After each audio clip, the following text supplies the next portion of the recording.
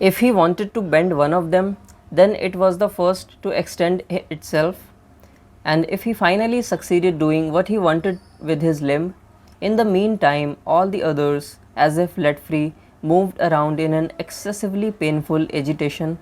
But I must not stay in bed uselessly, said Gregor to himself. If you wanted to bend one of them, अगर वो किसी एक अपने limb को bend करने की कोशिश करता तो क्या होता, then it was the first to extend itself, और मीन्स उनमें से पहला वो लिम्ब होता जो खुद को एक्सटेंड करता। लाइक वो बोल रहे हैं कि वो जिस लिम्ब को बेंड करने की कोशिश करता, अंदर की तरफ लाने की कोशिश करता, तो वही लिम्ब एक्सटेंड हो जाता, बाहर को चला जाता, मीन्स उसके कंट्रोल में नहीं था वो। And if he finally succeeded doing what he wanted with his limb, और अगर वो फाइनली सक्सीड हो भी जाता है, मतलब सफल हो भी जाता कि वो अपने लिम्ब से जो करना चाह रहा है उस चीज़ में, बट सो फिर क्या होता, in the mean time all the others as if late free, और in the mean time means उसी समय में, जिस समय में वो अपने जो लिम्ब्स को सक्सेसफुली मूव कर रहा है, तो अब उसके कई सारे मल्टीपल लिम्ब्स हैं, लाइक 8 या 10 या 12 हो सकते हैं। सो अभी वो 2 को ही मूव कर रहा था अपनी मर्ज़ी से, so बाकी के जो 10 है एज इफ लेट फ्री, ठीक है। इन the mean time all the others मतलब कि बाकी के जितने लिम्ब्स हैं उसके एज इफ लेट फ्री, ऐसा लग रहा था कि उनको फ्रीली छोड़ दिया गया है। Moved around in an excessively painful agitation. So agitation is basically irritation, जब आपको कोई इरिटेशन होती है, बॉडी में कुछ अनईज़ हो जाती है, सो उसको एजिटेशन बोलते हैं। एंड यू कैन से रैशेस भी एक एजिटेशन होते हैं, जब कहीं पेन होता है उसको भी एजिटेशन बोल सकते हैं। क्या हो रहा था, moved around in an excessively painful agitation, और जब उसके बाकी के लिम्स मूव कर रहे थे फ्रीली तो उसको पेनफुल एजिटेशन हो रही थी बॉडी में, बिकॉज उसके लिम्स काफ़ी तेज़ चल रहे थे, एंड मे बी जहाँ से उनका जॉइंट्स कनेक्टेड हो उन लिम्स के, तो वहाँ पर मे बी उसको पेन हो रहा हो। But I must not stay in bed uselessly, लेकिन अब see it is in inverted commas, double inverted commas में है, विच मीन्स कि ये उसने एग्जैक्टली बोला था। But I must not stay in bed uselessly, लेकिन मैं यूजलेसली तो बेड में नहीं पड़ा रहूँगा, because he you know he was predetermined to wake up, या फिर you can say get upright in his position. So अभी वो उठने को था, और अब कहाँ से वो बेड में पड़े पड़े क्या बोले, क्या करे। सेट ग्रेगोर टू हिमसेल्फ, और ऐसा ग्रेगोर ने खुद से कहा कि अब तो मैं बेड में नहीं रहूँगा यूजलेसली, बहुत हो गया यार अब।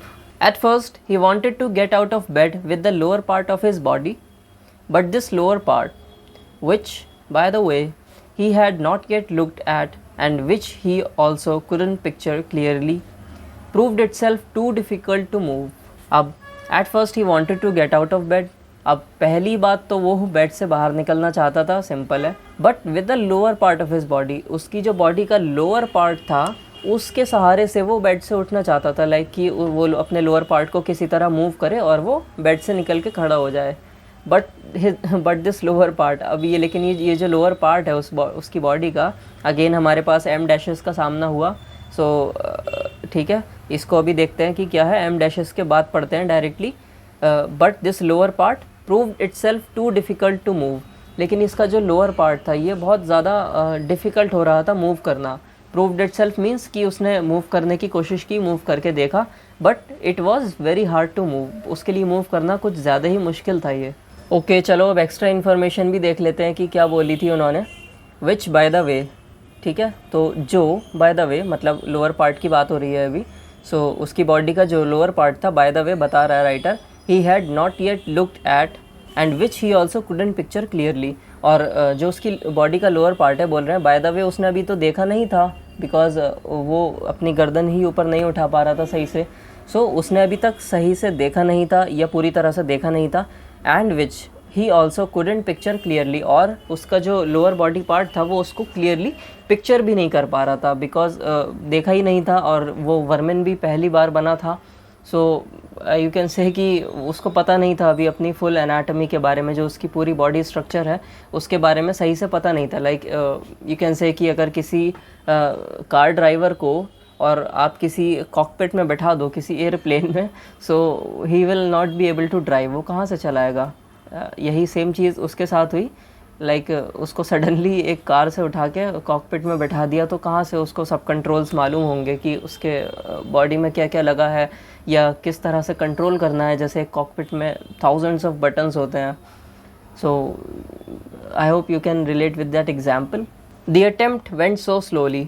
अब अटेम्प्ट क्या है, जो उसकी कोशिश है उठने की, टू गेट अप राइट, तो वो बहुत स्लोली हो रही थी बिकॉज वो धीरे धीरे सारे काम कर पा रहा था, वो सडनली कुछ नहीं कर पा रहा था.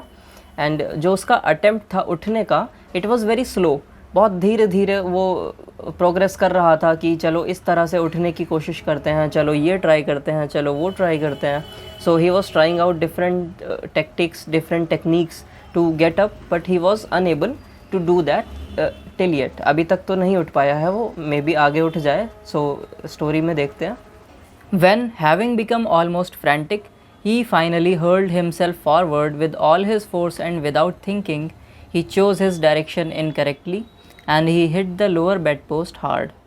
अब वो अभी भी when having become almost frantic, और जब वो इस चीज़ से you can say तंग आ गया, तब वो frantic हो गया. He became full of energy. और उसके बाद क्या किया उसने, ही फाइनली हर्ल्ड हिमसेल्फ फॉरवर्ड, और उसने खुद को आगे हर्ल किया. और हर्ल का मतलब होता है to push something with great force. किसी भी चीज़ को जब हम थ्रो करते हैं काफ़ी ज़्यादा फोर्स के साथ, that means we are hurling that thing, हम हर्ल कर रहे हैं उस चीज़ को. और जेवलिन थ्रो देखी होगी आपने, या बेसबॉल देखी होगी. सो उसमें जेवलिन थ्रो में जो ऑब्जेक्ट होता है उसको हर्ल किया जाता है, जेवलिन जो होती है. एंड बेसबॉल में जो बॉल होती है बेसबॉल की, उसको हर्ल किया जाता है, बहुत ज़्यादा ग्रेट फोर्स से फेंका जाता है. सो उसने खुद को हर्ल किया, खुद को आगे धकेला, यू कैन से himself forward with all his force and without thinking. और उसने जान तो लगा दी सारी अपने आप को हर्ल करने में, बट उसने उस टाइम सोचा नहीं कि मैं क्या कर रहा हूँ, या इसके कॉन्सिक्वेंसेस क्या हो सकते हैं. उसने बिना सोचे खुद को फॉरवर्ड डायरेक्शन में हर्ल किया, आगे की तरफ पुश किया. ही चोज़ हिज डायरेक्शन इनकरेक्टली, और उसने जो खुद को हर्ल करने की डायरेक्शन थी वो इनकरेक्टली चूज़ कर ली. मतलब वो झटके से खुद को उठाने की कोशिश कर रहा था ताकि वो एक झटके से यू कैन से बेड से बाहर आ जाए और बेड से बाहर आके खड़ा हो जाए. But he chose his direction incorrectly, उसने जो उसकी डायरेक्शन थी वो गलत चूज़ कर ली. और हुआ क्या उसका परिणाम, and he hit the lower bed post hard. और जो बेड पोस्ट मैंने बताया था कि सिरहाने को बोलते हैं, सो सिरहाने को भी बोल सकते हैं. और जो हमारा पैर के पास का हिस्सा होता है, लाइक जो रेज्ड यू कैन से बार्स होती हैं बेड की, जो बाउंड्री डिफाइन करती हैं फ्रंट की और बैक की, तो उसने लोअर बेड पोस्ट को हिट किया जहाँ पर हमारे पैर आते हैं, जो हमारे पैर वाली साइड होती है. तो लोअर बेड पोस्ट को उसने बहुत हार्डली हिट किया. The violent pain he felt revealed to him that the lower part of his body was at the moment probably the most sensitive. The violent pain he felt revealed. अब जो उसने बहुत violent pen महसूस किया जैसे ही उसने bed post को hit किया, उसने उससे एक चीज़ रिवील कर दी, उससे एक चीज़ का उसको पता चल गया, एक चीज़ उसको बहुत क्लियर हो गई. और वो चीज़ क्या थी, that the lower part of his body was at the moment probably the most sensitive. कि जो उसकी लोअर बॉडी पार्ट है, ठीक है, that the lower part of his body, उसकी जो बॉडी का लोअर पार्ट है, was at the moment means उस समय, उस मोमेंट पर, प्रॉबेबली मीन्स शायद, ठीक है, मीन्स प्रोबेबिलिटी है इस चीज़ की, हो भी सकती है नहीं भी हो सकती. Probably the most sensitive. Sensitive होता है जब कोई भी यू कैन से सेंसेस जो हमारे होते हैं, जब वो बहुत ही ज़्यादा ईजीली रिसीव कर लेते हैं सिग्नल्स को. Like if I can taste the most slight difference in you can say taste. मैं अगर कोई कनोजर हूँ, जैसे मैं खानों को टेस्ट करके बताऊँ कि इनकी क्वालिटी क्या है, so for that thing my tongue should be sensitive. मेरी टंग सेंसिटिव होनी चाहिए, तभी मैं डिफरेंस, छोटे छोटे डिफरेंसेस जो होते हैं टेस्ट में, उनको आइडेंटिफाई कर पाऊँगा. सो जो उसका लोअर बॉडी पार्ट था वो इस टाइम सबसे ज़्यादा सेंसिटिव था. मींस उसको हल्का सा भी कहीं टच होता अगर वो बॉडी पार्ट, तो उसको सबसे ज़्यादा पेन उसी एरिया में होता, उसके जो लोअर बॉडी पार्ट है उसमें. Thus he tried to get his upper body out of the bed first and turned his head carefully toward the edge of the bed.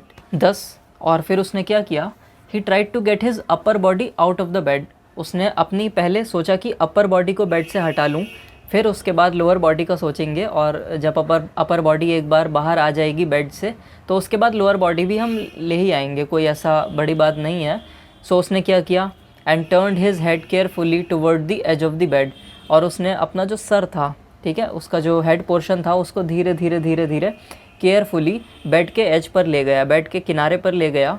He manage to do this easily and in spite of its width and weight, his body mass at last slowly followed the turning of his head. He managed to do this easily. उसने बहुत आसानी से कर लिया ये काम कि जो उसका सर था वो बेड के किनारे पर ले गया, उसको ज़्यादा दिक्कत नहीं हुई. In spite of its width and weight, जो इन स्पाइट ऑफ मीन्स कि बजाय इसके, बावजूद इसके, यू कैन से लाइक ये है फिर भी.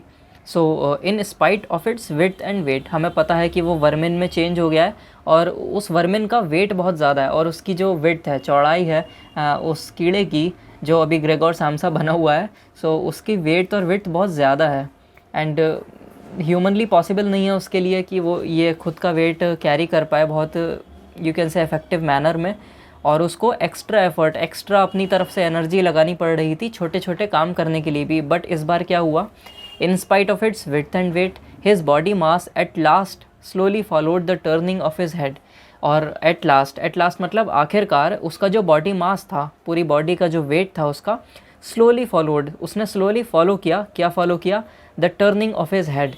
जैसे जैसे वो अपना हेड को टर्न कर रहा था धीरे धीरे, उसके हेड की टर्निंग के साथ साथ उसकी बॉडी भी टर्न हो गई ईजीली. उसकी बॉडी ने उसके मोमेंटम को फॉलो कर लिया.